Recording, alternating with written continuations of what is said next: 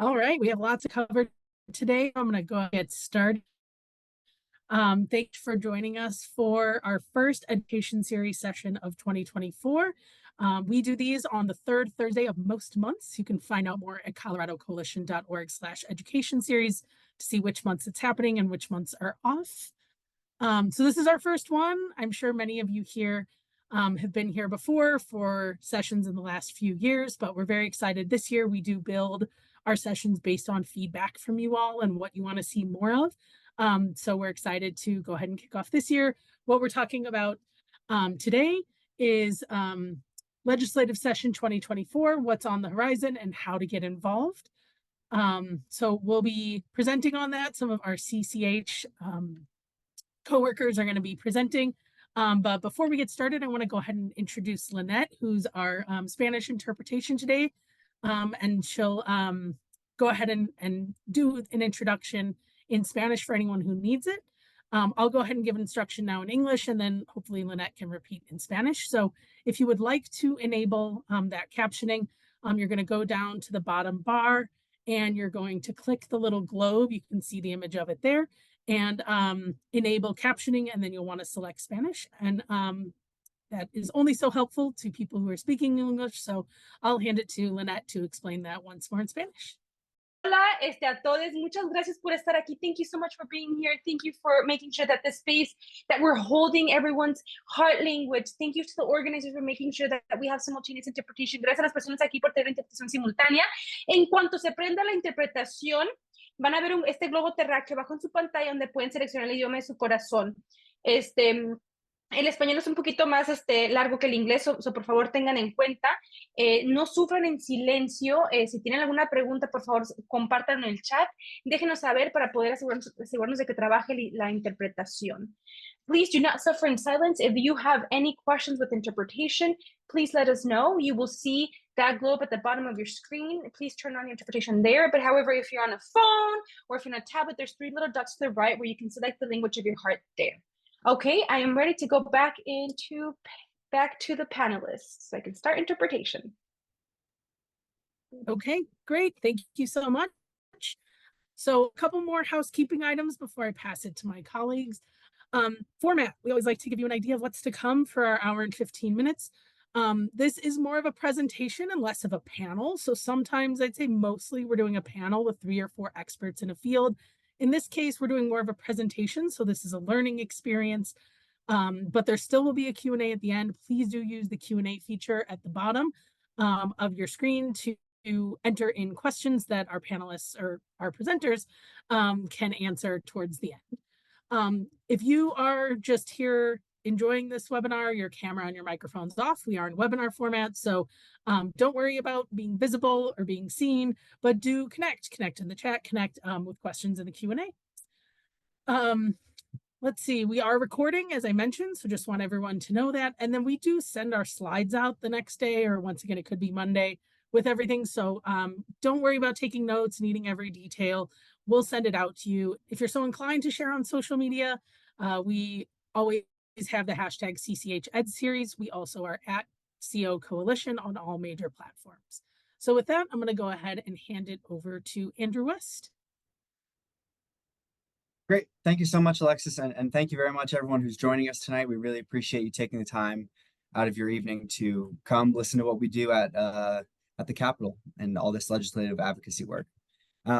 So we are in the middle of the 2024 legislative session of the 74th General Assembly. This is the second regular session, the first one being last year's 2023 regular session.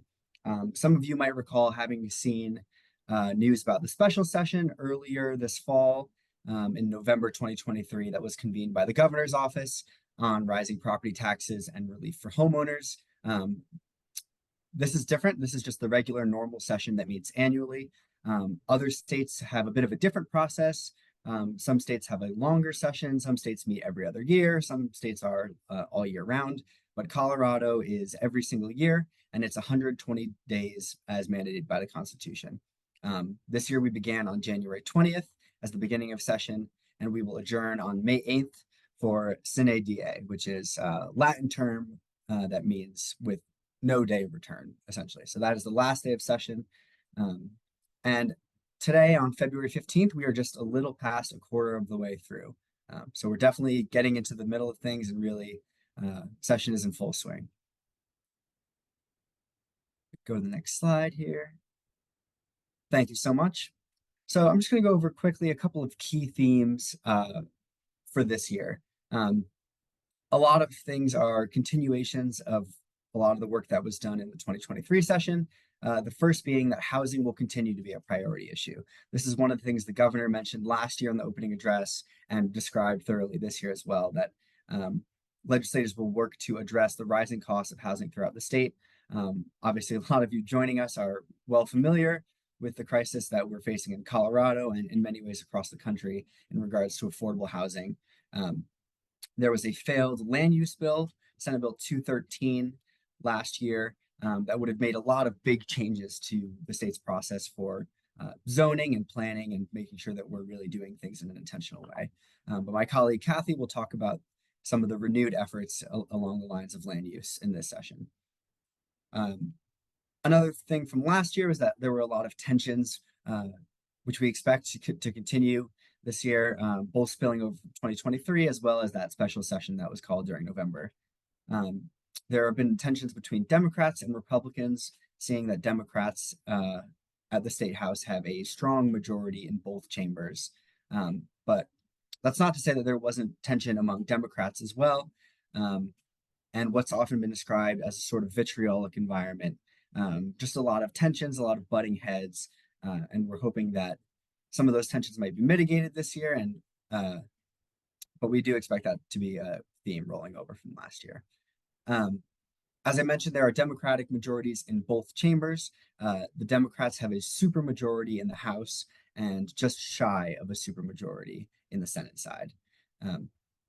So that provides Democrats with a lot of room to make policies, and also means that Republicans are sort of limited in the ways that they can engage on legislation and bring their own priorities forward. The last thing I'll mention is that we are in an election year, so that provides a bit of added context. A lot of folks, some may be running for re-election, others may have ambitions to pursue different offices, perhaps at the national level, perhaps at the local level, or a different office within the State House. Some will be term limited and maybe looking to leave a legacy. And on the other hand, we have newcomers who are brand new to the process, who are looking to make an impact and are really eager to make changes. So a lot of different factors all coming together this session. And I'll provide just a bit of an overview here. As I mentioned, the Democrats have a supermajority in the House with 46 members of the Democratic Party and 19 Republicans, totaling for 65 representatives in the House of Representatives. Democrats picked up 3 seats in the Senate in the last election and picked up 5 seats in the House, increasing their majority on both sides. And just as a quick reminder, senators serve 4-year terms while representatives serve a 2-year term. And both members are limited to serving 8 consecutive years in their chamber. So for a senator, that would be 2 terms, and for representatives, that would be 4 terms. There were some changes in between this legislative session. There were several members that moved on to other positions. Some folks resigned or moved to a different position. So for example, someone that might have been in the House before has now transitioned to becoming a senator, and other folks have left the State House altogether.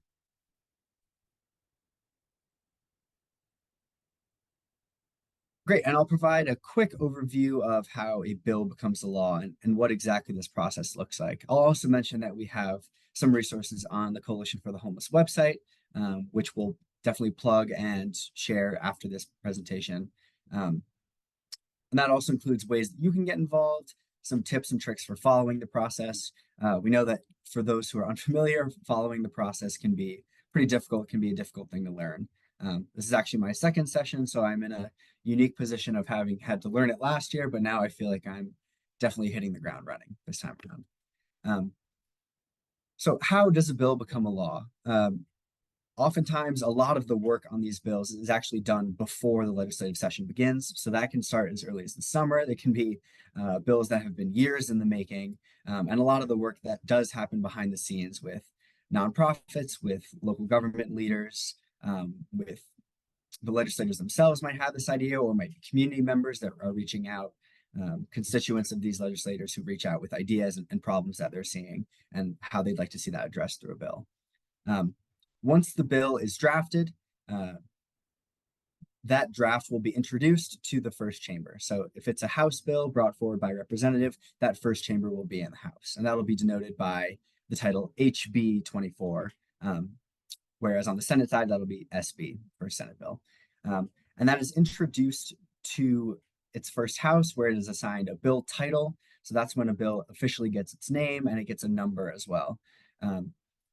That is known as the first reading, and on that introduction, a bill is also assigned to a committee. So committees are smaller groups of legislators who focus on a particular issue area. So that might be health and human services, that might be housing, local government, that might be state military affairs, agriculture, you name it. And in that committee hearing, the sponsors of the legislation, the ones who are bringing that bill forward, will give a brief introduction of why they're running that bill, why it's important to them, what the problem is, and how they see the bill addressing that problem, and present it to that committee. The committee has opportunities to ask and get their questions answered, as well as hearing public testimony. And that's one of the ways that we at CCH are really involved in the process, and other community members can be involved too, especially folks who join our advocacy committee can stay in the loop with all these different bills and how you can be involved. But the committee hearing will hear public testimony, and then they will vote on the bill. If the bill passes through its committee, there are two things that can happen. If the bill has a fiscal note, which means it has an associated financial cost, it will first go to the appropriations process. And the appropriations is where they sort of figure out the state budget and which priorities they'll be focusing on through the year. If the bill does not have a fiscal note, it does not need to go through appropriations, and instead goes to its second reading. And rather than the small committees that I just mentioned, the second reading is with the entire floor. So that's when all the floor work happens and all of the legislators come together to discuss this bill. The second reading is where more of the discussion usually happens. That's where questions are answered. There can be debate, more back and forth before all members vote. And then the third reading is pretty cut and dry and really just focuses on that vote. And that's where more of an official vote is taken in the third reading than the second reading. So these are all the things the bill has to go through in its first chamber. So if it's a House bill, all of this will happen in the House before it moves over to the Senate side. And assuming that bill passes, it will go through a mirror process in the opposite chamber. So a House bill will then head to the Senate, where it will get the same process. It will get a committee hearing, it will get a second reading and a third reading. If the bill does pass through that second chamber, they can either pass it with or without amendments. If they pass it without amendments, they say, yeah, we like this bill as is. The bill is then passed on to the governor's desk, where they can sign the bill. The governor can veto a bill or let it become law without signing. If there are amendments introduced in the second chamber, it then has to go back to the chamber of introduction, where they can accept or reject the amendments. Again, if they accept those amendments, it'll head to the governor's desk. And if not, they have to sort of get together and work out their differences before that bill can become final.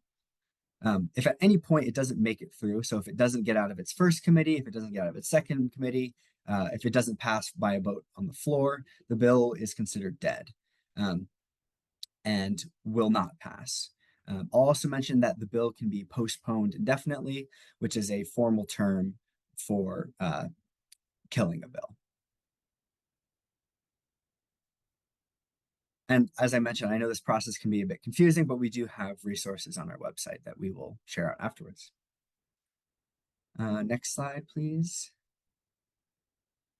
Thank you very much. And I'll just provide a quick recap of our advocacy efforts in 2023. Our team was very busy last year, and it appears to be that we will be busy this year again. Last year, we tracked about a quarter of the bills, 146 out of the total 617 bills that were introduced in the 2023 legislative session. This year, we've gotten off to a quick start, and perhaps my colleagues can speak to this a bit more, but early on, we've had a lot of bills that are relevant to CCH's mission and a lot of the work that we do. So we found ourselves tracking a lot of bills pretty early on. That's not to say that we actively engage on all 146 of them. Some of them we're just monitoring. We just want to keep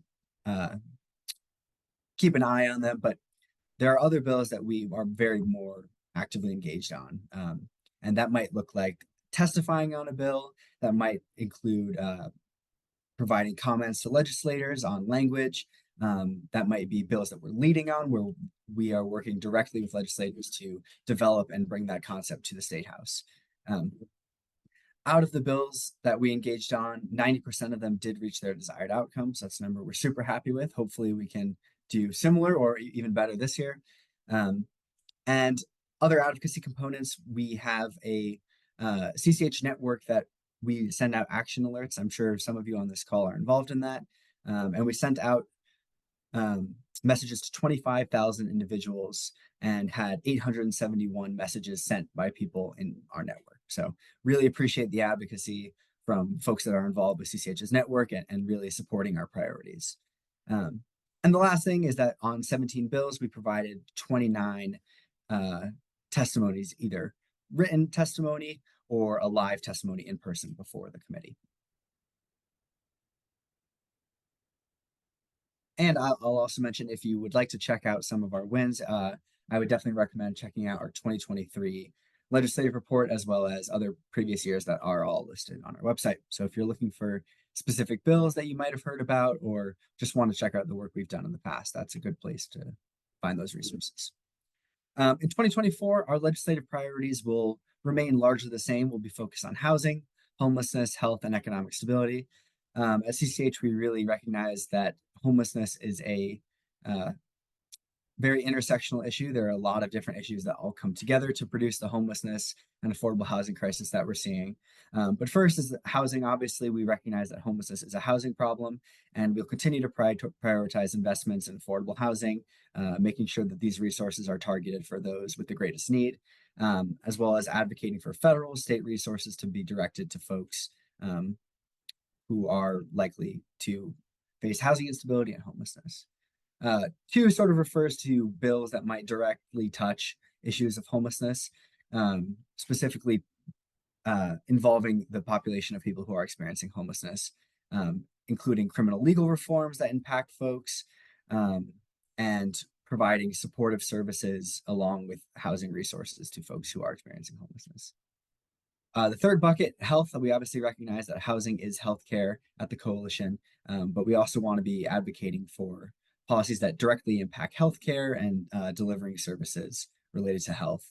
This also includes a lot of our harm reduction and substance use disorder work that we've done at the Capitol that my colleagues will be speaking to a bit later. And then the last thing is economic stability, which looks like improving individuals' stability of their financial resources, including a lot of things like public benefits, and making sure that people can access other key services and things that they need to get stabilized.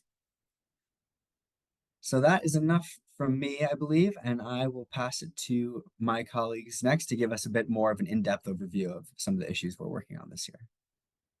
Great. Thank you, Andrew, for that background. Hi, everyone. I'm Aubrey Wild. I'm the Advocacy Program Director here at the Coalition, and I'm excited to share with you some information about some of our priority bills this year.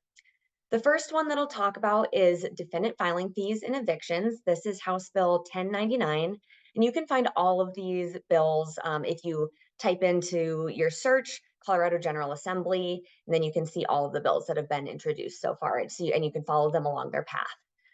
So this is a bipartisan effort, and it tries to address the problem of people having to pay to file an answer to an eviction. So currently, when a landlord files an eviction against a tenant, or a forcible entry and detainer is sometimes what we call that, a tenant has to file a document called an answer.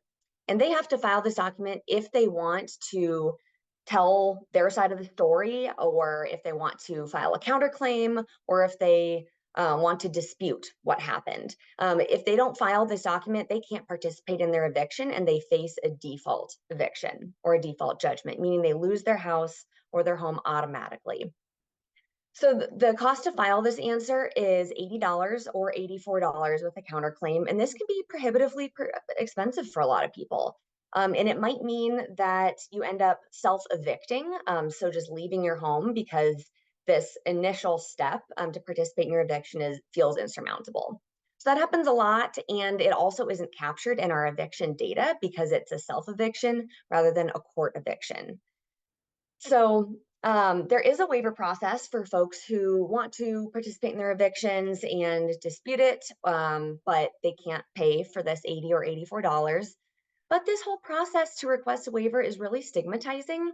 It also is kind of a time suck and a headache for everyone involved, including the tenants, including legal aid providers, and including state judicial. Next slide, please. So what we'd like to do is eliminate this fee entirely. So anyone who is facing eviction can file their answer for free. This is good practice for a number of reasons. First of all, like I mentioned, it saves time. And this will help us get to the goal of having 0 default judgments against tenants. It will also mean that landlords are more likely to get their back rent paid. Most evictions do happen because of unpaid rent because the tenant isn't able to pay that month. And we know that a significant portion of evictions actually happen for really small dollar amounts. From a study that we conducted in 2017, we found that the lowest dollar amount that an eviction was being filed over was just $4. So every dollar that a tenant has in their pocket to pay any back rent and hopefully stay in their home, that's a good thing for everybody. This also isn't a really big moneymaker for state judicial. It only brings in about $190,000 per year because a lot of people do either self-evict or go through the waiver process. So it's not a huge price tag on this bill. It's just good governance. This goes into kind of our theme with a lot of our bills this year around reducing redundancies, streamlining government processes, and connecting people with the resources that they need.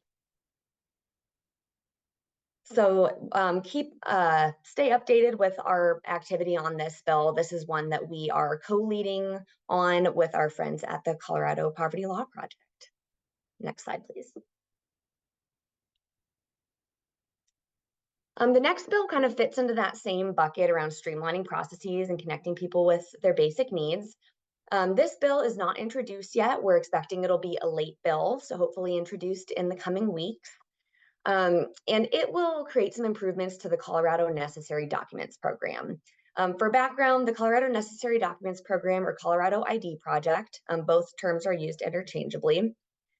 This program was created in 2006 by nonprofit leaders and folks in the philanthropy world to give people vouchers so that they can get free identification documents, including driver's licenses, state ID cards, and birth certificates.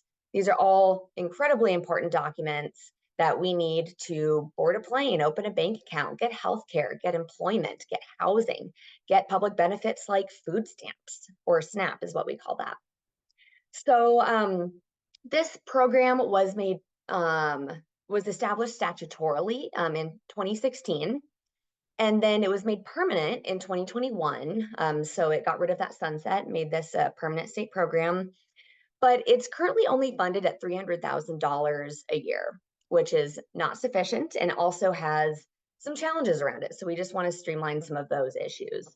And currently in statute, the folks that can benefit from this are victims of domestic violence who often have to leave their home with nothing, people impacted by natural disasters, people with low incomes, folks living with disabilities, and of course, people experiencing homelessness who too often have their IDs lost or stolen in sweeps or in shelters.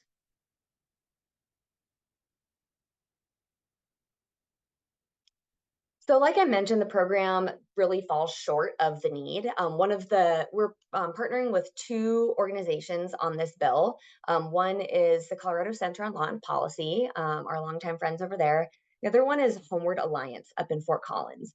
And they indicated to us that this voucher program only covers about 10% of their client needs. So they end up paying thousands upon thousands of dollars out of their operating budget every year to help meet that need of folks experiencing homelessness, needing IDs. So that's one of the barriers, one of the issues we're trying to address with this bill. And the second is around kind of some of the more administrative issues.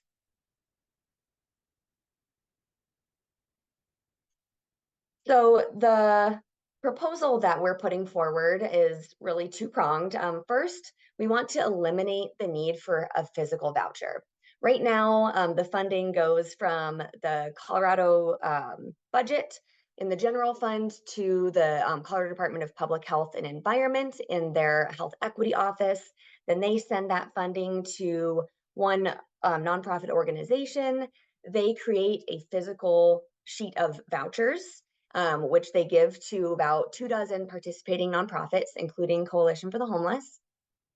And then we have to cut out those vouchers, staple a coupon, take down a bunch of information on a spreadsheet, and then get those vouchers to the people who can actually bring them to the DMV or Vital Statistics office and use them.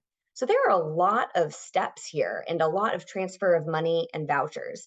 And to the point of the person in the chat, vouchers are so easily lost, and they're only valid for 30 days. So what this means is that there's only a 30% redemption rate. So 70% of those vouchers go unused. Fortunately, money is not attached to those vouchers until they're used. So we're not losing 70% of the money, but that does mean that those folks have to start the process all over again. It just doesn't make a lot of sense. So we want to make it so someone can go straight to the DMV or a Vital Statistics office, say, I'm experiencing homelessness. They can self-attest to that, signing a document, which is the gold standard from other states and from other programs as examples, and then just get that fee waived right on the spot. That would work better for everybody involved. And then we want to increase overall funding for the program. We want to triple it, go from 300,000 to 900,000. We don't think that that will meet the entire need, but I think it will be a really meaningful step. This is a tough budget year, which is something we need to be aware of. So I don't expect that we'll get the full amount that we're asking for, but that is our starting point. And if we don't get it this year, we'll come back next year. We are also engaging pretty deeply on substance use disorders and harm reduction. Andrew mentioned that this is one of our big buckets within our health space. And we have been following the work of the Opioid and Other Substance Use Disorder Study Committee. This is a committee that meets outside of the regular legislative session, so over the summer and fall mostly. And they've been convening since 2017, and their charge is to review data and best practices and make recommendations for policy changes. So 4 bills came out of this committee this year. There is a bill on prevention of substance use disorders, a treatment bill, harm reduction, and recovery. So those 4 came out of the committee and have really strong bipartisan support, and hope that that'll make it to the governor's desk without too much of an issue, hopefully. So some of the provisions of the prevention bill include screening, planning, guidance, data collection, that nature of things. The treatment bill is one that we're going to be very involved in. This is House Bill 1045. And among many, many other things, it's a huge bill, but it prohibits a carrier of health insurance from mandating prior authorization for drugs used for medication-assisted treatment based on the dosage amount. So that's a little bit wonky, but basically why we care about that is one of the drugs that we use in medication-assisted treatment for folks with substance use disorders is buprenorphine. And right now, with the fentanyl crisis, people's tolerances are increasing pretty dramatically, and we need to prescribe higher dosages. But Medicaid won't allow us to do that unless we go through a prior authorization process.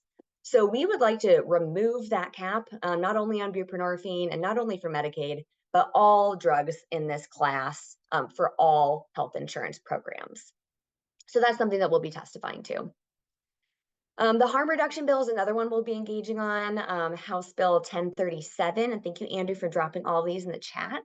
Among other things, this bill will provide protections for people in possession of drug paraphernalia that they've gotten from syringe access programs.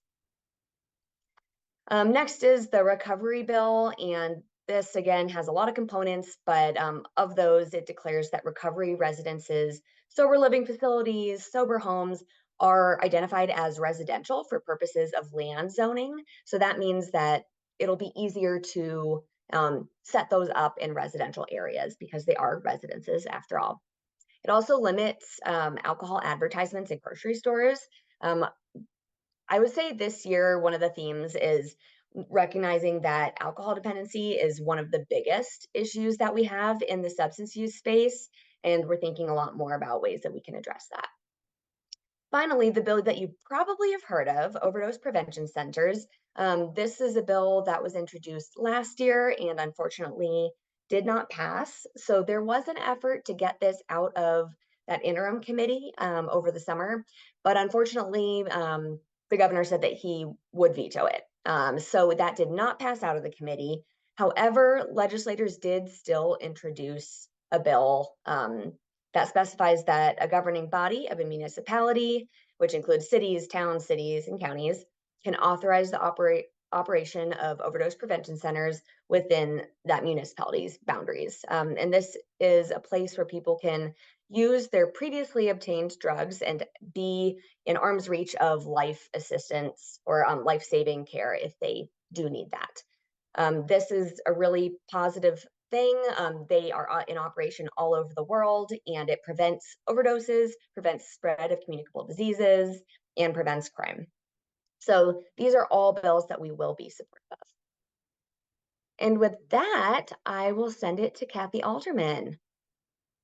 Thank you, Aubrey. Good evening, everyone. Thanks for joining us. My name is Kathy Alderman. I'm the Chief Communications and Public Policy Officer for the Colorado Coalition for the Homeless. I'm really happy to be here with you to talk about a few of our other legislative priorities. Before I do that, I just want to say a huge thanks to Aubrey and Andrew, who engage in this work with me, and as you can tell from this presentation, are so knowledgeable and expertise, and just really super advocates. So yes, I appreciate the applause and the hearts for my colleagues. And I would be completely remiss if I didn't also thank Alexis, Gabriella, and Shannon, who you can see here, who make these education events possible by running the technology, setting them up, getting invites out, getting our presentations made. Just a really, really, really strong team that I'm working with, and I'm just so proud of it every day. So. The first bill that I want to talk about is called Health-Related Social Needs. And essentially what this legislation will do is require the Medicaid agency in Colorado, the Healthcare Finance and Policy Agency, to apply for a waiver to provide funding for supportive services. So we know that the best intervention for homelessness is obviously housing, but it's housing with supportive services. And those services can include many things on this list, including physical and behavioral health, case management, housing navigation, peer support services, skill building activities, community building activities, really those key things that help to keep people stably housed, especially for individuals who are exiting the cycle of chronic homelessness, where they may not have had community connections in the past. Supportive services really serve to stabilize individuals and make them successful in housing. And we have study after study that kind of proves this model. You can go to the next slide. So in Colorado, we have a pilot program that is kind of testing the effectiveness of supportive services funding. And essentially what it does is it pairs emergency housing vouchers with supportive services funding from HCPF, the Medicaid agency, and our Behavioral Health Administration. And it's referred to as the Statewide Supportive Housing Expansion Pilot Project, or SWISHY. And unfortunately, SWISHY will be running, the funding will be running out at the end of this year, though the department has asked for expanded funding through the end of 2025. But because it's currently serving up to 700 Medicaid members through 28 different providers, there's a real fear that there could be a cliff effect, people losing their housing and losing these supportive services. And so we want to really encourage the department to apply sooner to get permission to cover these services on a long-term basis. Next slide. So what the department would have to do is submit a waiver application. And what we're requesting in the legislation that is being sponsored primarily with Representative Brown out of the Broomfield area, Broomfield Boulder, it would require the department to do a feasibility study, and essentially that feasibility study would be analyzing potential reimbursement methodologies, services to cover, providers to cover, settings in which these services can be provided, and then reporting that out on that feasibility study to then move it into a waiver application to the federal government and get that waiver application in by the end of 2025, which means that the federal government then has some time to approve it, 6 to 8 months perhaps, and we would be implementing hopefully in 2026. So the bill also will include language that will hopefully require HCPF to continue the SWISHY program until such time as it has federal approval to cover these services long term. And that bill has not been introduced yet, so it does not have a number, but we anticipate that it'll be introduced early next week. And I want to thank our partners, Project Engelhart and Healthier Colorado, who are co-leading that initiative with us. The second bill I want to talk about is local government's right to property for affordable housing. This is also often referred to as the right of first refusal or right of first offer. And gives local governments the opportunity to basically intervene when a property that is currently affordable goes up for sale or intends to go to sale. And so it gives because we have such a deficit of affordable housing, we have to preserve the very little affordable housing that we have. And this is a tool for local governments to be able to do that. If you were following last year, there was a similar bill that would have allowed for this intervention by the local government on any multifamily property that went up for sale, not just ones that are currently funded with public dollars. There was a lot of controversy with that particular bill, and while it did actually pass the legislature, the governor vetoed it because of the impacts on the market. And so this version is much more scaled back. You can go to the next slide. So again, this will only apply to publicly subsidized multifamily properties.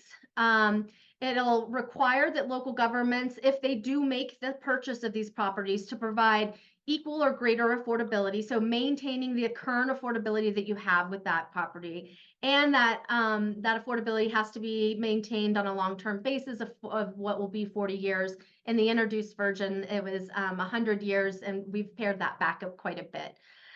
There's a lot of notice requirements, a lot of deadlines for how these interactions between the local government and the property owner happen, but those actually look pretty similar to last year.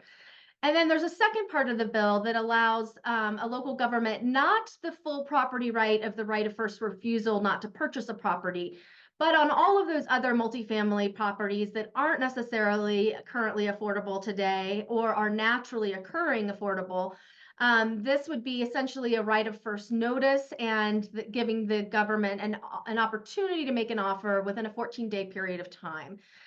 So this is not quite as onerous as the right of first refusal on the residential seller of a property.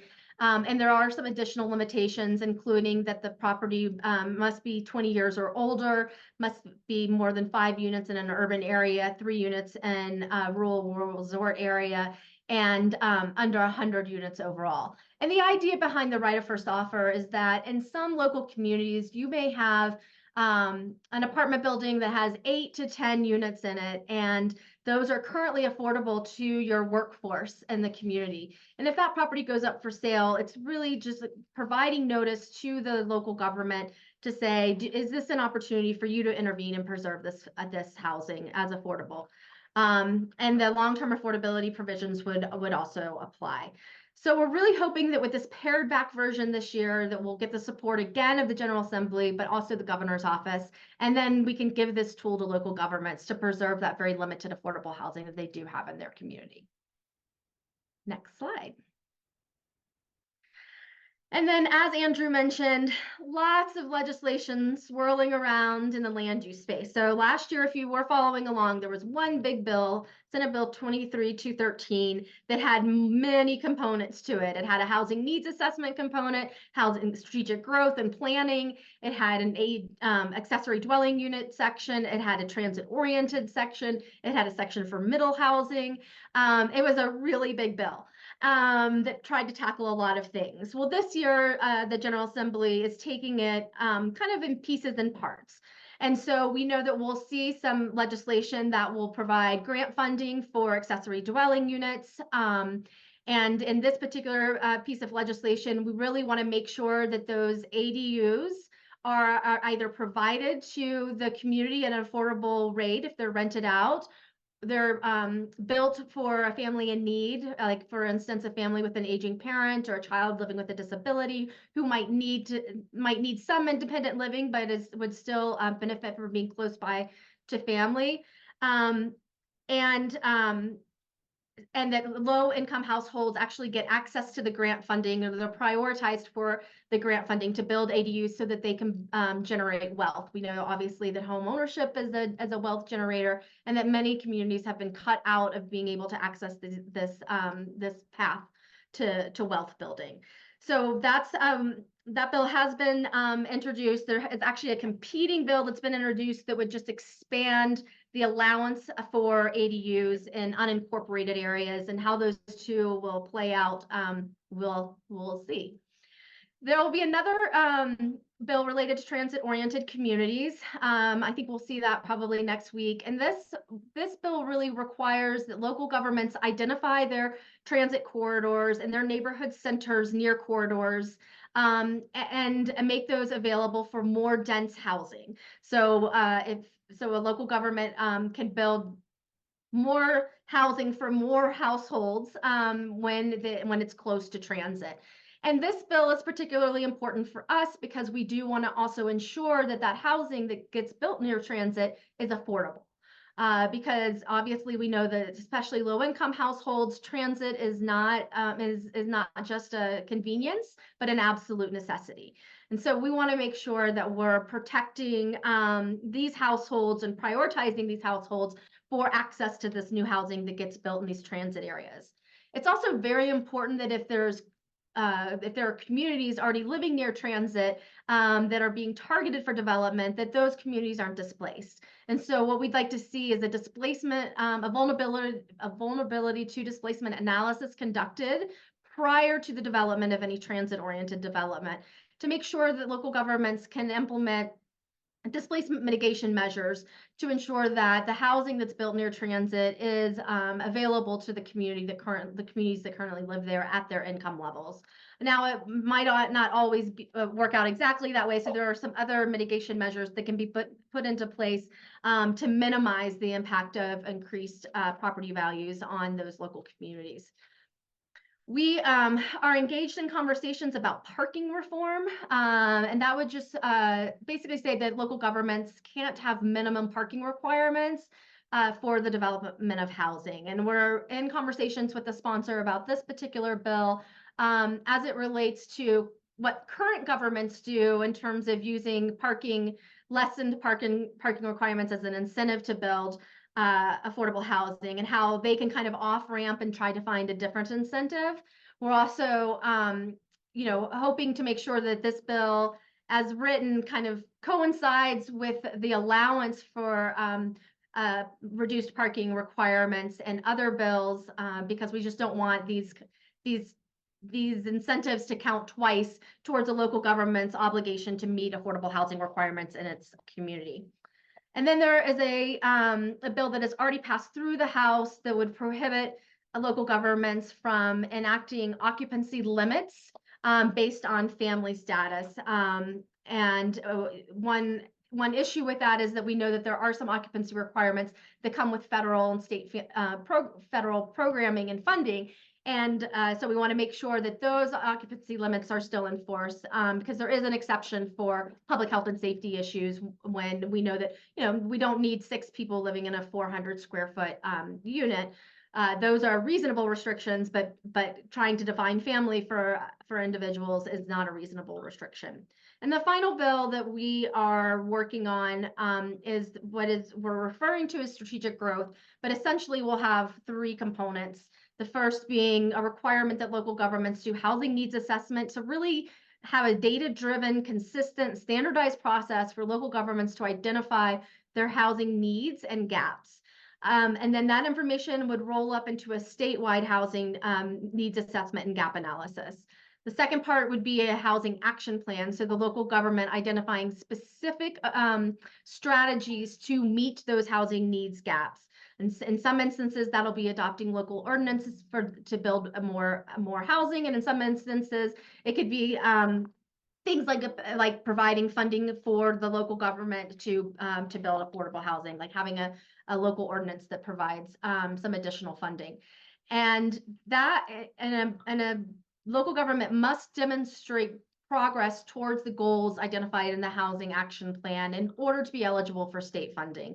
The third component of the strategic growth is really to implement measures to reduce the impact that we're having on our climate. So to provide for more robust transit options for people so we can get people out of their cars and off the road, to have housing development that is consistent with efficiency and green standards, to and analyze our water use and where housing is going to be most appropriate based on the type of land and property it's being built on. And so this bill has also not been introduced, and there are two slightly competing initiatives happening in the General Assembly on how this is going to introduce, and we're just really involved in that conversation in terms of making sure that it's kind of the right construct for Colorado and that there's enough accountability towards local governments to really make progress towards meeting the housing crisis that we face today. So more to come on that.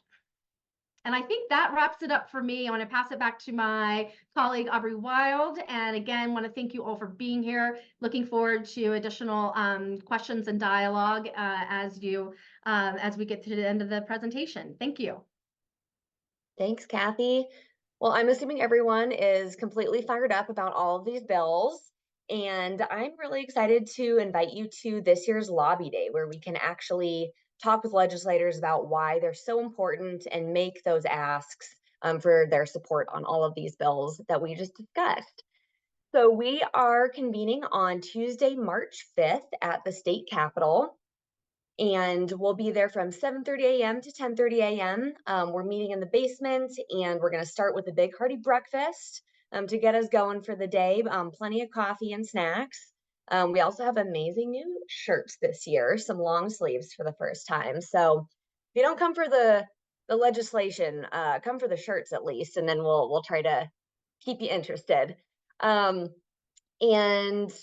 so I encourage everybody to join our advocacy network. This is really the best place to get information about what we're doing legislatively, but we'll also drop the direct RSVP link here in the chat. But after this year, we're really going to be relying on that advocacy network list to send out all of these notices about events like Lobby Day and other events. So here's a little bit what the day is going to look like. We're going to settle in. I know it's an early day, but we're going to have a lot of fun together and make a lot of impact. We're going to have a welcome, and then we've got a few legislators coming to kind of talk to us about why it's important to be there and how to be an effective lobbyist. So far we have Representative Brown, who Kathy mentioned as one of the sponsors on one of our priority bills. He'll be coming to talk with everyone. And then our longtime lobbyist, Danny McCarthy, is going to give us some more tips about how to tell your story to legislators, how to pull them off the floor, and how to make a firm ask that they have to commit to. And then we're going to break up into groups. So we're going to strategize around how to make those asks and tell those stories. Then we're going to pull legislators off the House and Senate floor and have conversations with them. We are going to be focusing likely on 3 bills, the supportive services and the housing bill that Kathy mentioned, the ID documents bill that I mentioned, and House Bill 1099, eliminating the fee for answers for folks facing evictions. So we'll have the opportunity to choose which bill we all connect with the most, and then we can make plans with our teams to ask legislators for their support. This is a photo from last year. We had an awesome group, and hope that you all will join us in this coming year.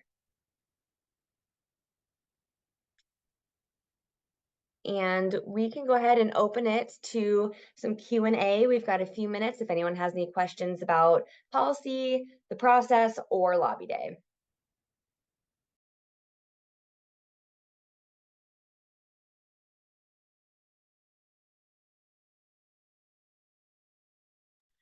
I don't think I saw any questions popping up in the chat or in the Q&A yet, but please, folks, if you do have questions, feel free to reach out.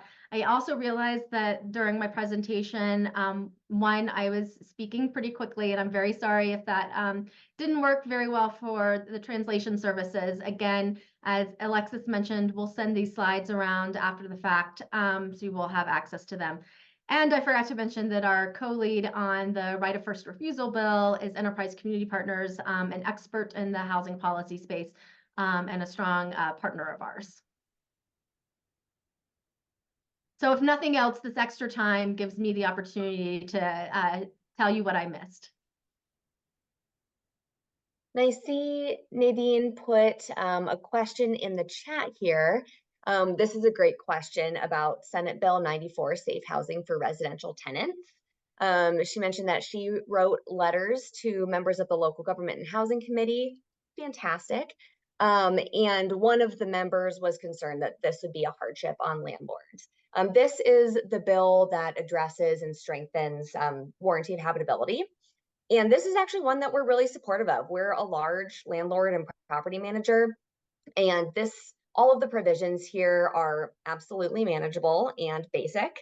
Some of the biggest pieces here are creating timelines for when work on units needs to be completed. Right now, there are standards for when work needs to begin, but no standards for when it actually has to be completed, or if it even has to be completed at all. So there are a lot of provisions, but that's kind of one of the big ones. And we do have support from our property managers that work with us at the coalition, and think that it is manageable.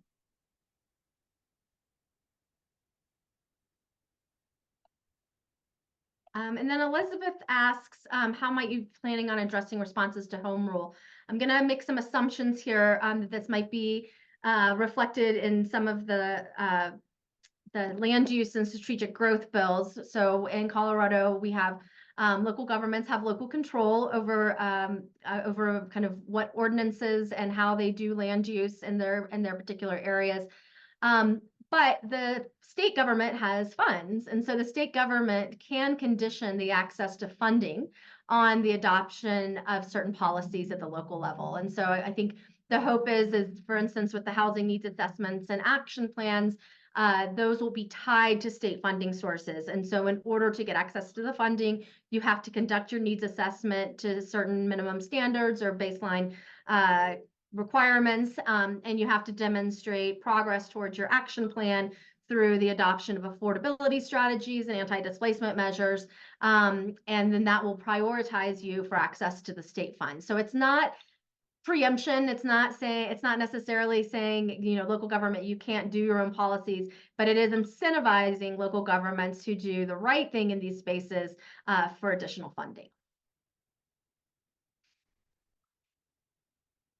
And David asked in the chat or in the Q&A, can anyone join Lobby Day? Yes, the answer is yes. This is for community members. It's for CCH staff. It's for clients, anyone who wants to get involved in policy advocacy and learn a little more.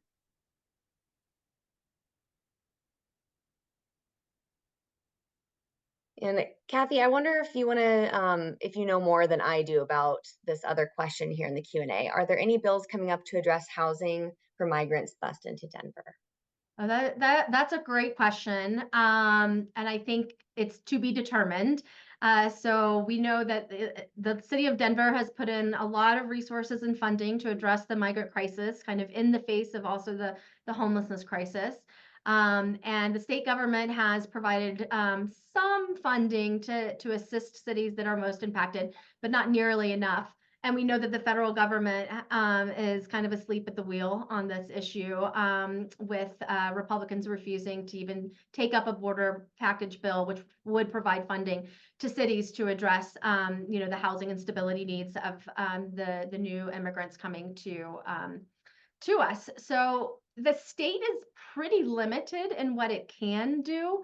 Obviously, immigration being within the federal domain of law and regulation, but there are certainly ongoing conversations about whether there are some additional funds to support sheltering and housing and the healthcare that these newcomers so desperately need.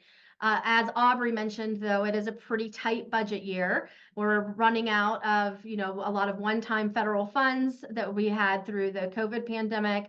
The state has very little wiggle room in its budget because of Tabor. So I think it's going to have to be a very creative approach if the state can come up with anything at all. And really, I think the advocacy on this, it needs to continue to be at the federal level where the resources do exist. And could be deployed, immediately if the Republicans in Congress would get their act together.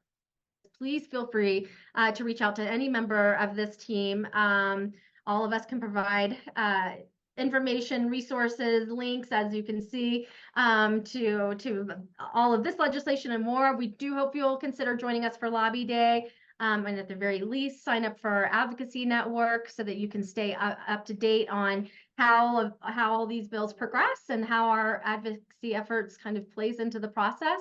And we'll look forward to seeing you next month at the next Ed series. And I'll turn it over, I guess, to Alexis to talk a little bit about that. Thanks, Kathy.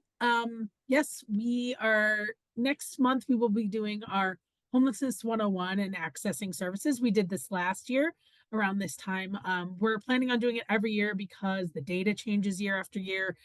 Some of the elements around services change depending on what's going on. So you sort of get our general Homelessness 101 presentation that we give to community members, schools throughout the state. And then you also get to hear from some of our folks who work in direct services and really understand the sort of nuts and bolts of accessing services. That's sort of at the last little bit of the presentation. So please do join us for that next month. March 21st is the date.